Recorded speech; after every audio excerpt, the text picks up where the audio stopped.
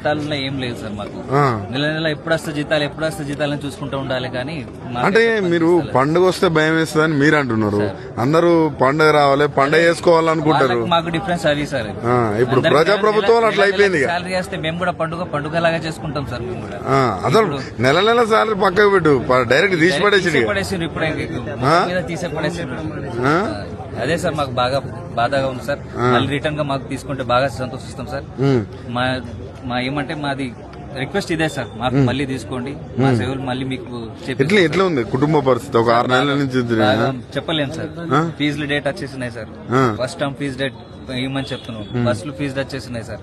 ఇప్పుడు మాకు పోయడానికి పెట్రోల్ కూడా లేదు సార్. మాకు ఆఫీస్కి వెళ్ళడానికి పెట్రోల్ కూడా లేదు. అప్పులు చేసుకుంటే అంటే ఇప్పుడు టర్మినేట్ చేసిన అంటారు, మళ్ళీ ఆఫీస్కి రమ్మంటారా?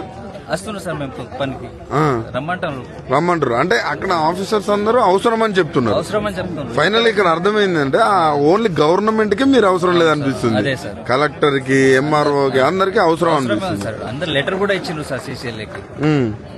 మళ్ళీ మాతో ఏమైందో అర్థమైతలేదు సార్. ఎవరో చేసిన ఏమో కానీ మా మీద పడుతుంది అట్లా అనిపిస్తుంది సార్. మాకు జస్ట్ మళ్ళీ 600 మంది, పెద్ద వేల మంది కూడా 650 మెంబర్స్ సార్. 650 మెంబర్స్. మా రిక్వెస్ట్ ఏమంటే సార్, మాకు రిటర్న్ గా మళ్ళీ తీసుకోండి సార్. ఏమంటుండ్రు రెవెన్యూ మంత్రి? ఏమంటుండ్రు? స్టేట్ పాలసీ అని అంటుండ్రు సార్. ఏం లేదు, వన్ వర్డ్. ఇది స్టేట్ పాలసీ, దానికి చర్చలు చేయాలి, మీరు ఎలాంటి కానీ just one word state policy. మీ జీవితాలు ఏందో, మీ కుటుంబ పరిస్థితి ఏందో ఆలోచించలేదు. ఇక్కడ సార్ 45 ఏజ్ అబోవ్ ఉన్నారు సార్. కొంతమంది వీడియో ఉన్నారు, వికలాంగులు ఉన్నారు సార్. వాళ్ళ పరిస్థితి ఎట్లా సార్?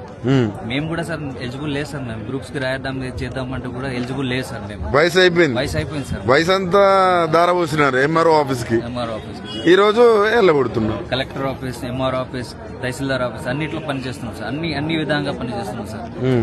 ఇప్పుడు మాకు రిక్వెస్ట్ ఏం సార్, మళ్ళీ మాకు తీసుకోవాలి సార్. మాకు ఏం పెద్ద కోరికలు లేవు, ఏం లేదు సార్. మళ్ళీ మాకు రిటర్న్ గా తీసుకోవాలి, మాకు కొంచెం ఉండాలి సార్. అంటే గతంలో కూడా అంటే వాళ్ళు కాంగ్రెస్ వాళ్ళు ఈ పోస్టులు ఇచ్చినారా అన్నారు.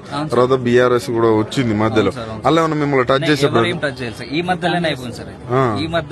ఈ మధ్యలోనే ఉమ్మడి ఆంధ్రప్రదేశ్ కాంగ్రెస్ అన్న మంచిగా ఉన్నట్టుంది. పనిచేస్తున్నాం సార్. అప్పట్లో కూడా పనిచేస్తున్నారు మా సీనియర్లు సార్. వాళ్ళు అప్పుడు కూడా ఏం ప్రాబ్లం. ఈ మధ్యలోనే సార్, ఈ మధ్యలో ఎట్లా అవుట్ సోర్సింగ్ ఈ 3 ఏళ్ళ సార్.